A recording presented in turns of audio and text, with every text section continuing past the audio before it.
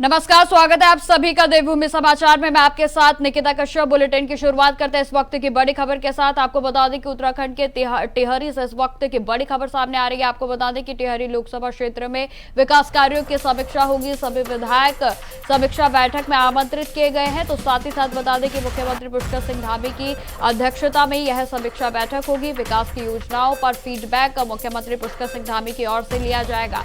साथ ही साथ बताते चले कि सचिवालय में दोपहर 12:30 बजे यह बैठक आयोजित की जाएगी और जिसमें टिहरी लोकसभा में आपको बता दें कि 14 विधानसभाएं आते हैं। तमाम विधायक इसमें मौजूद रहेंगे और तमाम विषयों पर सीएम पुष्कर सिंह धामी की ओर से फीडबैक लिया जाएगा। तो आपको बता दें कि टिहरी लोकसभा को लेकर अब सीएम पुष्कर सिंह धामी की ओर से समीक्षा बैठक आयोजित की जाएगी और जिसमें विकास की योजनाओं पर उनकी ओर से फीडबैक लिया जाएगा। तो साथ ही साथ आपको बता दें कि सचिवालय में दोपहर 12:30 बजे बैठक की शुरुआत होगी और जिसमें कई अहम दिशा निर्देश उनकी ओर से दिए जाने की आशंका बताई जा रही है। तो साथ ही साथ बताते चले कि टिहरी लोकसभा में 14 विधानसभाएं आती हैं और तमाम विधायक इस बैठक में आमंत्रित किए गए हैं, जो कि सभी इसमें मौजूद होने की आशंका है।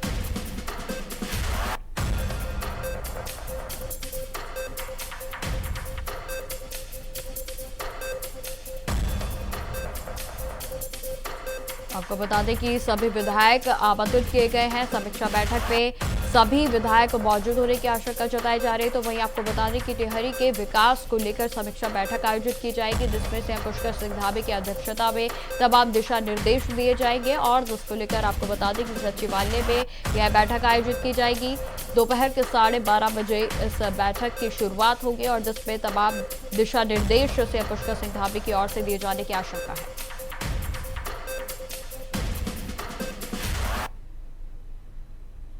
खबरों में आगे बढ़ते हैं। मुख्यमंत्री आवास में मुख्यमंत्री पुष्कर सिंह धामी ने श्री नंदा देवी राजजात समिति के अध्यक्ष डॉक्टर राकेश कुमार के नेतृत्व में एक प्रतिनिधि मंडल से बैठक की। तो वहीं आपको बता दें कि इस दौरान वर्ष 2026 में प्रस्तावित मां नंदा देवी राजजात यात्रा की तैयारियों और उसके सफल संचालन को लेकर विभिन्न महत्वपूर्ण बिंदुओं पर भी चर्चा हुई है।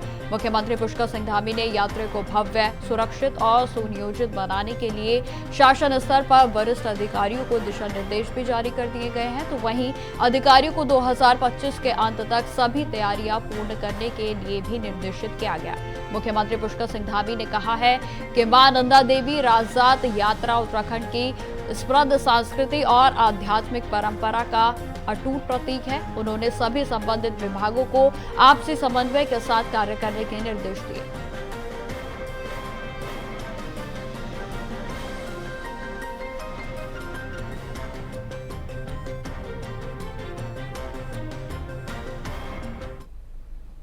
खबरों में आगे बढ़ते हैं। समाजवादी पार्टी की सांसद डिंपल यादव पर आपत्तिजनक टिप्पणी करने को लेकर मौलाना राशिद रशीदी के घेर गए हैं और जहां पर चौतरफा उनके और अब आलोचनाएं शुरू हो गई हैं। आपको बता दें कि सोमवार को बीजेपी सांसदों ने संसद भवन के बाहर जोरदार प्रदर्शन किया और मौलाना के खिलाफ सख्त कार्रवाई की मांग भी की गई थी। तो साथ ही साथ मामले ने तूल पकड़ते हुए राजनीतिक हलकों में भी तीखी प्रतिक्रिया पैदा कर दी है और अब कांग्रेस ने भी इस मामले पर कड़ा रुख अपनाया है। पार्टी की प्रवक्ता गरिमा दसौनी ने कहा है कि डिंपल यादव एक गरिमापूर्ण और सादगी से भरे नेता हैं। मौलाना की टिप्पणी न केवल शर्मनाक है बल्कि यह उनकी संकीर्ण मानसिकता को भी दर्शाती है। तो साथ ही साथ आपको बता दें कि उत्तराखंड मूल की डिंपल यादव को लेकर अब उत्तराखंड कांग्रेस ने भी सार्वजनिक नाराजगी जाहिर की है।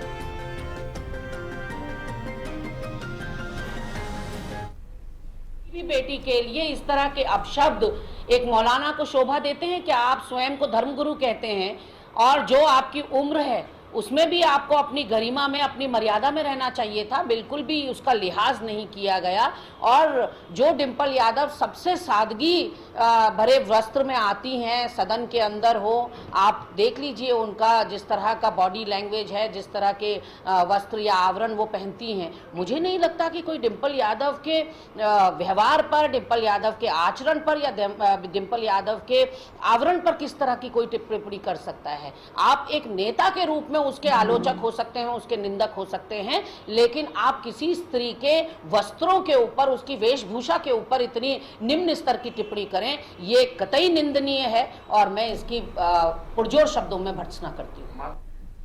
अब खबर रानीखेत से है, जहां आर्मी क्षेत्र में भव्य मनकामेश्वर मंदिर द्वारका के RC commandant brigadier Sanjay Yadav के द्वारा विधिवत उद्घाटन किया गया। इस अवसर पर सूबेदार मेजर ललित सिंह मेहता भी उनके साथ मौजूद रहे। तो वहीं आपको बताते चले कि कार्यक्रम में deputy commandant colonel Vikramjit Singh सहित अन्य सैन्य अधिकारी भी उपस्थित रहे। यह भव्य द्वार न केवल अपनी सुंदरता से लोगों को आकर्षित करता है, बल्कि इसके अंदर स्थित सेना का प्रसिद्ध मानकेमेश्वर मंदिर, ठीक सामने गुरुद्वारा और पास में सेना की बुलंद हथकरघा की इकाई है। तो साथ ही साथ आपको बता दें कि केंद्रीय विद्यालय समूचे क्षेत्र को सांस्कृतिक, धार्मिक और शैक्षणिक दृष्टि से बेहद ही महत्वपूर्ण स्थान बना देता है। नए द्वार के निर्माण से क्षेत्र में गरिमा और आकर्षण दोनों में वृद्धि हुई है।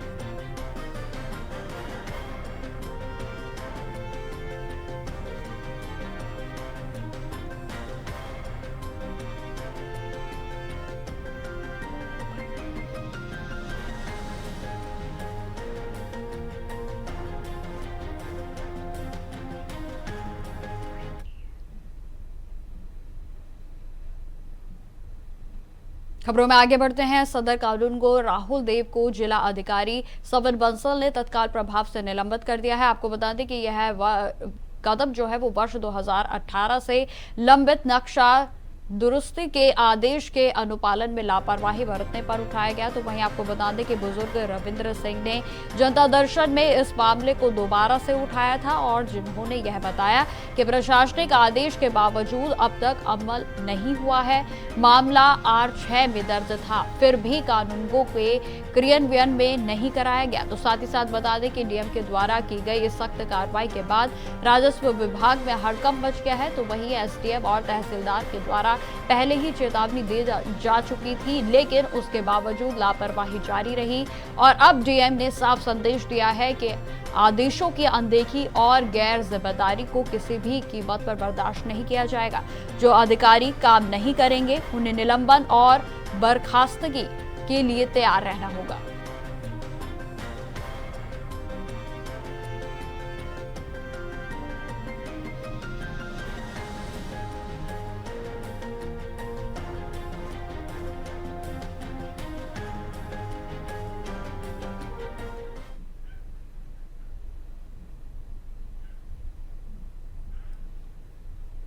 चलिए अब आपको सीधा लिए चलते हैं देहरादून, जहां सीएम पुष्कर सिंह धामी क्या कुछ कह रहे हैं, सुनिए। इसकी सीमाओं की रक्षा में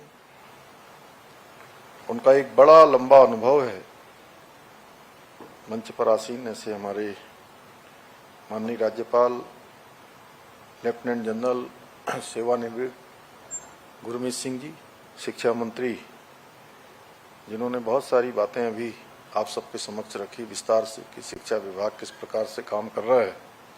आदरणीय डॉक्टर धन सिंह रावत जी, शिक्षा विभाग के सचिव श्री रमन जी, अपर सचिव हमारी रंजना जी और सभी शिक्षा विभाग के अधिकारीगण, और आज सच में आप सबका अभिनंदन करने के लिए हम लोग यहाँ पर एकत्र हुए हैं कि आप सब लोग वैसे तो बहुत सारे काम करते हैं, लेकिन ये एक ऐसा काम है, इस काम को करने के बाद आप सबके मन में एक अलग प्रकार का संतोष होगा, क्योंकि धनराशि तो आप लोग हर वर्ष अगर यहां नहीं देंगे तो कहीं ना कहीं देंगे, किसी न किसी रूप में आपको CSR का फंड देना ही होता है।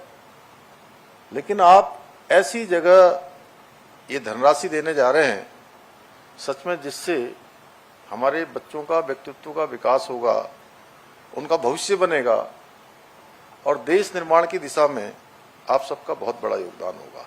ऐसे मेरे आए हुए सभी उद्योग जगत के प्रतिष्ठित सभी महानुभाव और हमारे विद्यालयों से आए हुए हमारे प्रिय छात्र एवं छात्राएं, मैं आप सभी का आज के इस कार्यक्रम में हृदय से आप सबका स्वागत करता हूं, आपका अभिनंदन करता हूं।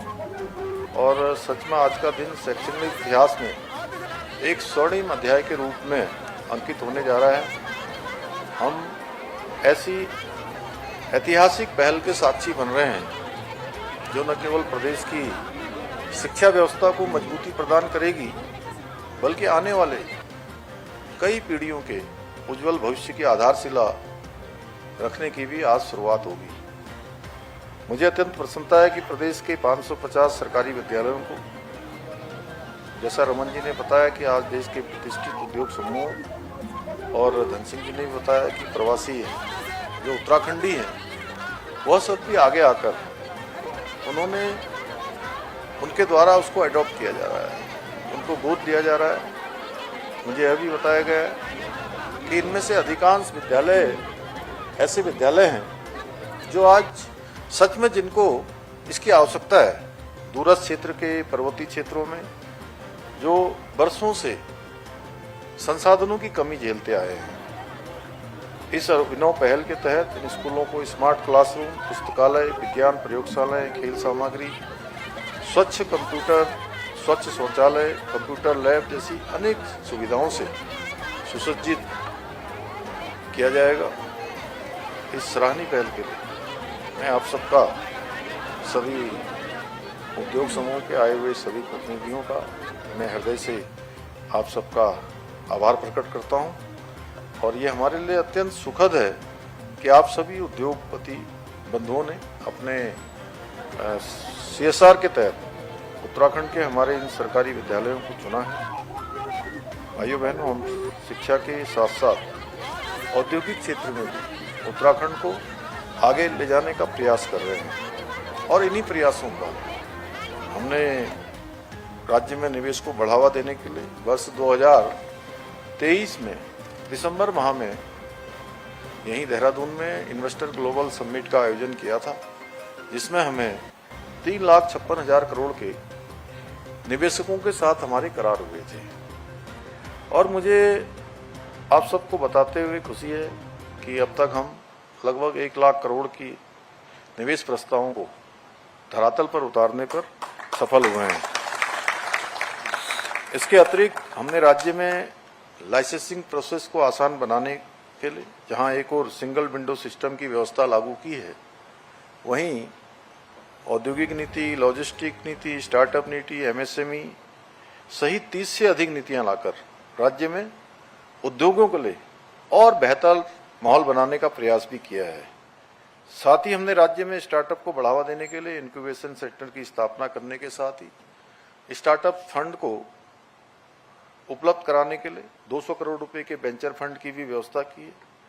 भाइयों बहनों, हमने प्रदेश में पहली बार भ्रष्टाचार के खिलाफ भी एक निर्णायक लड़ाई प्रारंभ की है, जिसमें चाहे किसी भी स्तर का, किसी भी सेवा का अधिकारी हो, कर्मचारी हो, अगर वो कहीं अपने दायित्वों का ठीक प्रकार से निर्वहन नहीं करता है, लापरवाही बरतता है, भ्रष्टाचार में लिप्त होता है, तो उनके खिलाफ हमने कार्रवाइयां प्रारंभ की हैं। और बीते 3 वर्षों में 200 से अधिक ऐसे मामलों में कड़ी कार्रवाई हमने की है।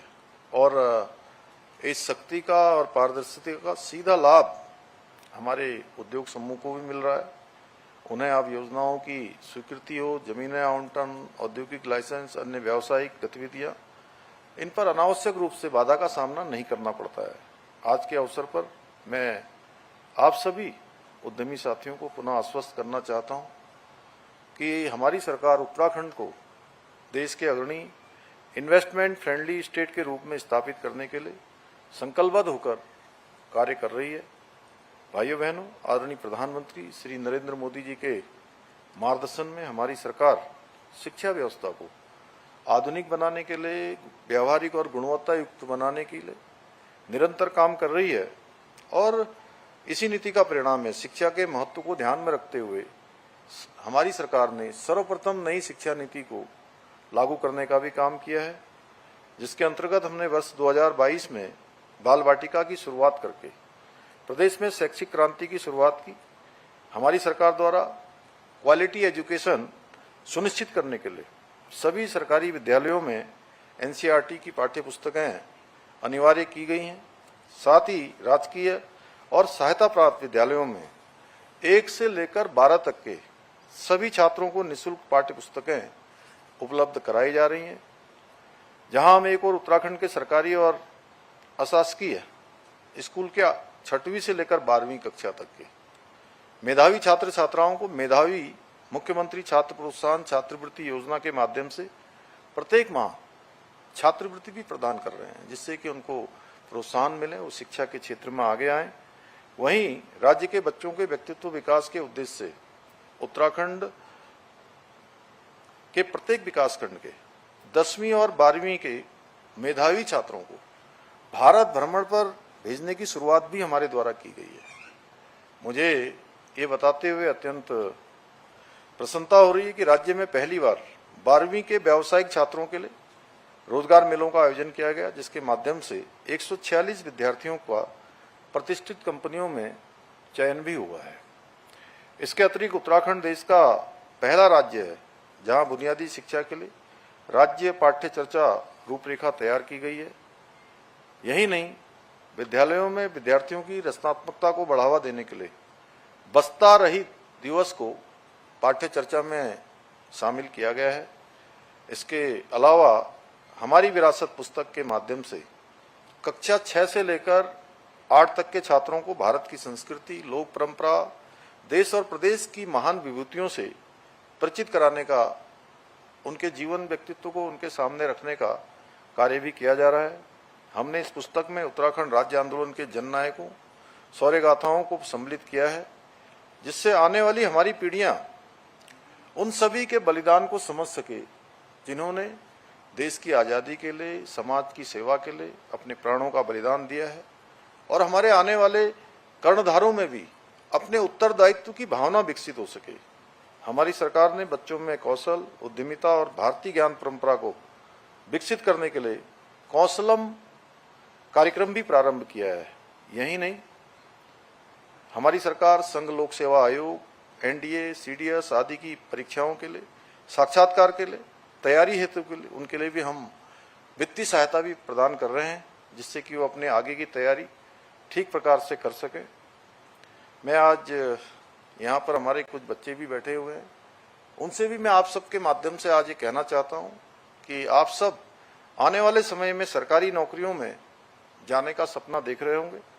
आपके सपने और मेहनत किसी नकल माफिया की भेंट न चढ़े, इसके लिए हम प्रदेश में पूरे देश का सबसे सख्त नकल विरोधी कानून लेकर आए हैं, और उसका परिणाम है पिछले 3.5 वर्षों में हम 24,000 नियुक्तियां अभी तक युवाओं को नौकरी प्राप्त करने में सफलता प्राप्त हुई है। भाइयों बहनों, हमारी सरकार उत्तराखंड को देश का श्रेष्ठ राज्य बनाने के अपने विकल्प रहित संकल्प के साथ काम कर रही है। मेरा मानना है कि जब हम हमारे छात्र छात्राओं को गुणवत्तापूर्ण शिक्षा प्रदान करने में सफल रहेंगे, तभी ये हमारा। तो आप सुन रहे थे उत्तराखंड के मुख्यमंत्री पुष्कर सिंह धामी को, जो कि देहरादून से कार्यक्रम में आयोजित हुए थे।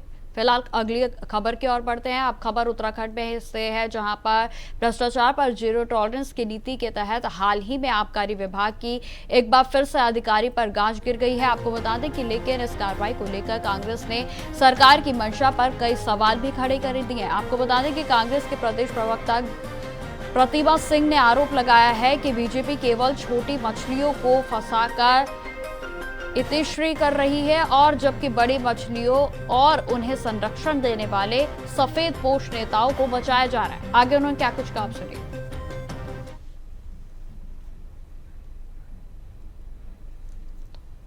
तो आपको बता दें कि कांग्रेस की ओर से लगातार जो है कटाक्ष किए जा रहे हैं, और जिसमें बीजेपी को आड़े हाथों लेते हुए तमाम आरोप कांग्रेस की नेत्री की ओर से लगाए गए।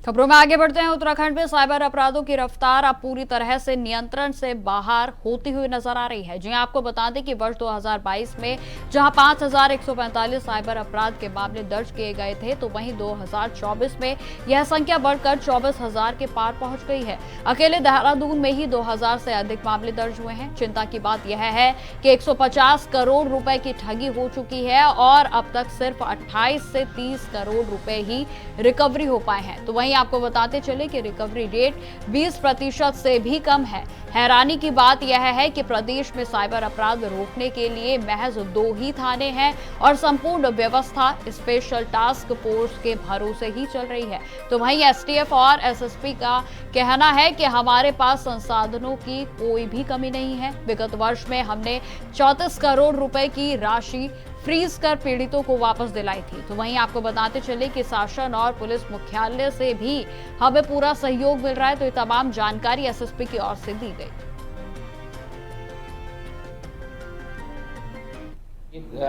ये जी, जैसे ये विगत वर्ष का आंकड़ा है, पूरे स्टेट का आंकड़ा है। जैसे मैंने बताया कि 20 लाख के ऊपर की तफ्तीश हम करते हैं और लगभग 200 इन्वेस्टिगेशन जो 20 लाख के ऊपर के क्राइम्स हैं वो एसटीएफ ऑलरेडी कर रही है। 20 लाख से नीचे के जनपद करते हैं और ये 2024 का आंकड़ा है जो आप शेयर कर रहे हैं, और इसमें 164 करोड़ की धनराशि का फ्रॉड हुआ था लास्ट ईयर, और जिसमें 34 करोड़ अब तक बचाए जा चुके हैं। और कई बार उसमें होता है कि जो tier 1, tier 2, tier 3, tier 4, tier 7 तक चले जाते हैं हम अकाउंट, तो उन अकाउंट से रिकवरी में कुछ समय लगता है, लेकिन पैसे ये रिकवरी अभी हमारी बढ़ेगी और रिकवरी में हम जो है पूरे देश में 6ठे नंबर पे हैं। देखिए, बहुत ही गंभीर मामला है और कहीं ना कहीं टेक्नोलॉजिकल एडवांसमेंट जो आज की डेट में हो चुका है, उसका प्रयोग ऐसा लग रहा है पुलिस प्रशासन को या तो करना नहीं आ रहा है या उनको उसको उपलब्ध नहीं कराया गया है। क्योंकि आज की तारीख में तो किसी का भी फोन ट्रेस करना या किसी की भी ठगी ट्रेस करना बहुत मुश्किल काम नहीं है। ऐसे में पिछले 2024 का एक साल का जो आंकड़ा आया है वो 150 करोड़ की ठगी हो गई है लोगों के साथ। ये साइबर अपराध हुए हैं 150 करोड़ के, और जो रिकवरी रेट है वो 30% का बताया जा रहा है। तो इक्विप्ड करने की जरूरत है, उनको लैस करने की जरूरत है पुलिस प्रशासन को या साइबर विभाग को, ताकि वो भोले भालू जो मासूम हमारे उत्तराखंड के लोग होते हैं, जो भावनाओं में बह जाते हैं, जो बहकावे में आ जाते हैं, उन लोगों के साथ कम से कम ठगी ना हो। बहुत जी तोड़ मेहनत करके, कड़ी मशक्कत करके व्यक्ति कमाई करता है और उसके बाद जब वो इस तरह से ठगी में बह जाती है तो कहीं ना कहीं बहुत आघात पहुंचता है। अब खबर राजधानी देहरादून से है, जहां राजधानी में चल रहे स्मार्ट सिटी प्रोजेक्ट की कार्य प्रणाली एक बार फिर से विवादों के घेरे में आ गई है। आपको बता दें कि अब तक विपक्षी दल इस परियोजना के निर्माण कार्यों और पारदर्शिता पर सवाल उठाते थे, लेकिन अब सत्ता पक्ष से भी तीखी आलोचना सामने आई है। आपको बताते चले कि धर्मपुर विधायक विनोद चमोली, जिनकी विधानसभा क्षेत्र भी इस परियोजना के अंतर्गत आती है, उन्होंने निर्माण कार्यों की गुणवत्ता को लेकर गहरी चिंता जताई है। साथ ही साथ आपको बता दें कि उनकी ओर से यह भी कहा गया कि सरकार को इस पूरे प्रोजेक्ट का थर्ड पार्टी ऑडिट कराना चाहिए, क्योंकि अब तक करोड़ों रुपए खर्च हो चुके हैं, पर शहर की स्थिति में कोई भी बड़ा सुधार अभी तक नहीं दिखा है।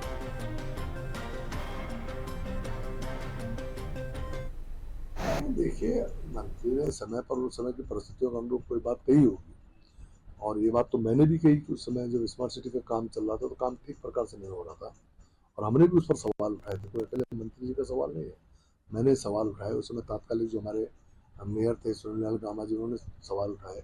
खयान दास जी, जिनके क्षेत्र में मैक्सिमम उसका काम हुआ है, उन्होंने उस पर सवाल उठाए। हम लोगों ने समय समय पर व्यवस्था पर सवाल उठाए हैं कि ये काम ठीक प्रकार नहीं हो रहा है। लेकिन आपने देखा भी होगा कि जब कंपनियों को ब्लैक लिस्ट किया गया और कंपनियों से काम लिया गया, उसके बाद सरकार ने स्वयं को काम को हाथ में लिया और उसके बाद बहुत सारे सुधार के काम हुए और काम बेहतर हुआ है। अभी भी मेरा तो ये कहना है कि इसका बाकायदा एक थर्ड पार्टी ऑडिट होना चाहिए, और उसमें अगर कोई लापरवाही बरती गई जैसा हमको दिखता है तो उस पर निश्चित तौर पर जिन अधिकारियों और जिन ब्यूरोक्रेट्स और टेक्नोक्रेट्स के कारण ये समस्याएं पैदा हुई हैं, जो आज भी प्रश्न खड़े हैं, उस पर कार्रवाई होनी चाहिए, उसका समाधान होना चाहिए। इसमें या तो कोई बड़ी जांच बैठे या थर्ड पार्टी ऑडिट में क्या निकल कर आता है उसके। तो फिलहाल इस बुलेटिन में इतना ही। देश दुनिया की तमाम खबरों की जानकारी के लिए बने रहे हमारे साथ। नमस्कार।